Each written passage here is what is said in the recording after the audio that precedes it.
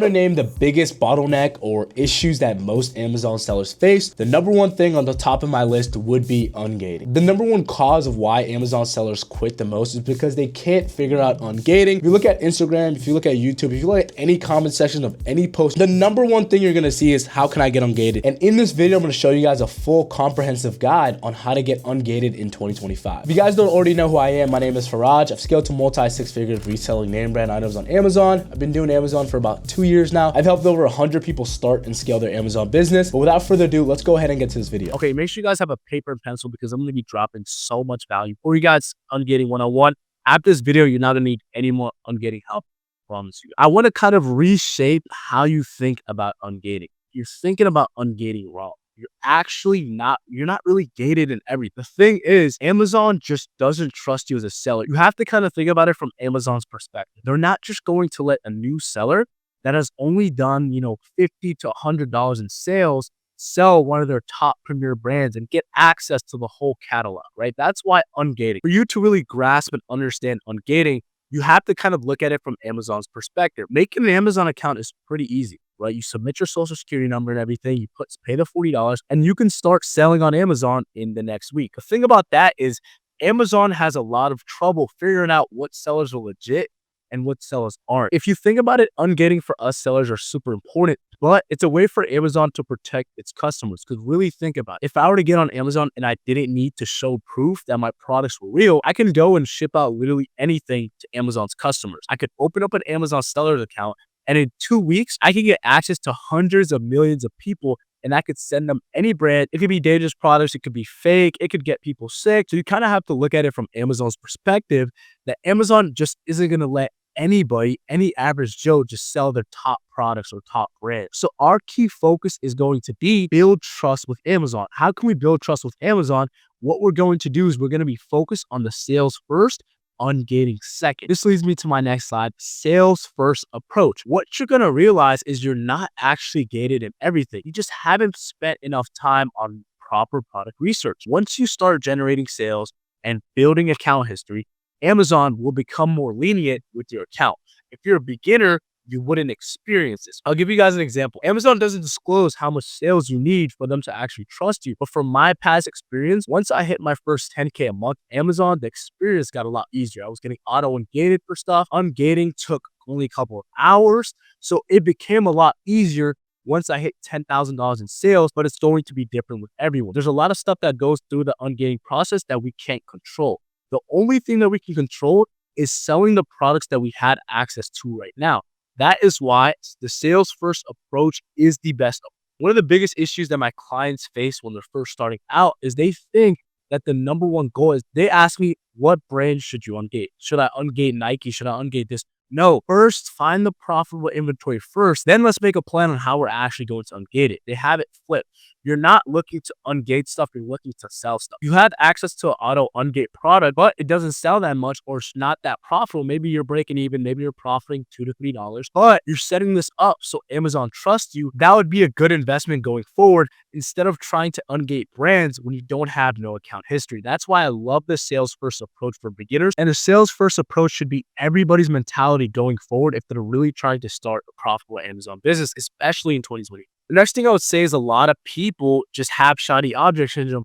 Nike, Adidas, Legos. Stop relying on big brands. Focus less on big national brands and more on smaller, less restricted products that you can get auto-ungated with. The big brands with strong control over their branding they're just going to be harder to work with. They're going to be harder to access. There's still so many other opportunities with these smaller brands, especially if you flip your mentality. Everyone's going to be chasing Nike. Everyone's going to be chasing Adidas. So if you're focusing on those smaller brands that sell 100 plus times a month, 200 plus times a month, you're dealing with less competition. You're not dealing with getting regated, and you're not dealing with people getting on your listings and price tanking. Really focusing on niche categories and items that sell 50 plus times a month, 100 plus times a month. Because really think about it. If you're the only person, if you and 4 to 5 other people on a listing that sells 200 plus times a month, you guys are each getting about 30 to 40 sales with only one ASIN. Now imagine a full catalog of that. So I really want to reshape the way you guys think about ungating. Don't get shiny object syndrome. The money is in the niche. And the next thing I would say is obviously just adjust your social strategy. We just talked about stop relying on big brands, focus on regional products, brands that are only available in certain regions. Typically, they don't care about their Amazon presence, right? Smaller brands, like I said, the money is in the niche. Look in niche categories.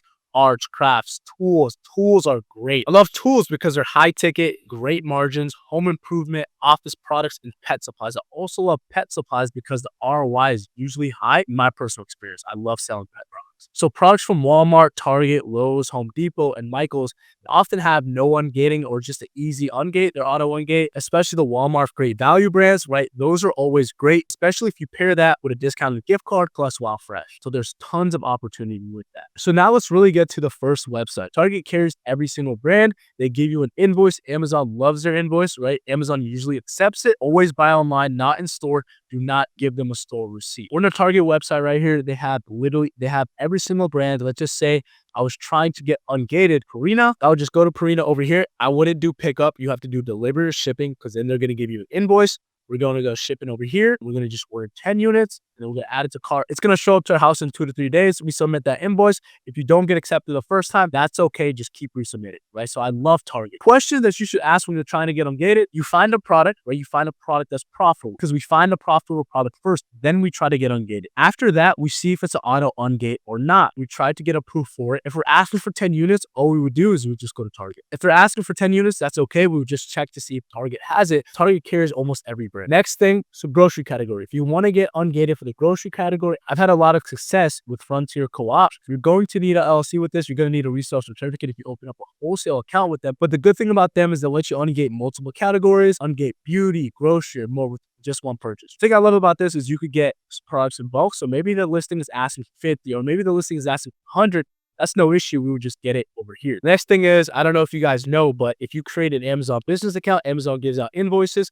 Make sure you guys are buying from Amazon and not third-party sellers. So Amazon is a great method. Don't use Prime and only buy what Amazon itself is the seller, right? Buy directly from Amazon and create a separate business account. So Amazon is a great method because Amazon carries almost every single brand. And the next one is Walgreens. Walgreens is a great alternative to Target. We also have soccer.com if you're trying to get ungated for any clothing. They carry most clothing. We also have Mattel for toys. So we have multiple options. So we know where to get these invoices from. Other specialty retailers like office supplies. The thing I love about office supply is you could actually email them. If they don't give you an invoice, you can email them and you can request an invoice through email. Amazon recognizes them as an authorized supplier. So Amazon usually accepts their invoices. So now that I've showed you guys exactly how to think about ungating, how to approach ungating as a new Amazon seller in 2025, and I've shown you guys some websites that you guys can get ungated with, I'm going to be showing you guys some do's and don'ts with ungating. This is probably the most important part of the video because if you guys aren't doing this, you guys could do everything I've shown you till now and you still won't get ungated.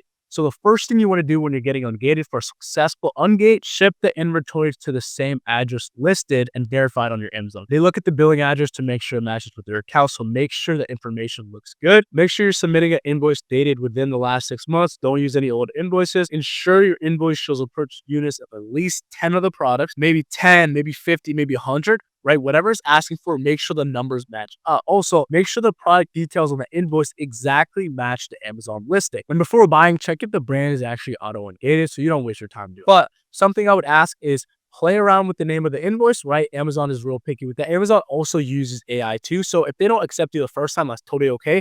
Just resubmit. I remember for a brand called Lewis Hamilton, it was like these oven roasters. To get ungated, I had to submit my invoice over 10 times. Don't get discouraged. Make sure you keep submitting those invoices. So now that we talked about the do's, let's also talk about the don'ts. Don't use retail receipts. Avoid shipping to prep centers or addresses different from your Amazon verified one. Don't submit blurry, cropped, or incomplete documentation. Don't forget to black out terms like receipt or packing slip if they appear in your documents. Those are no-goes. They'll automatically deny you.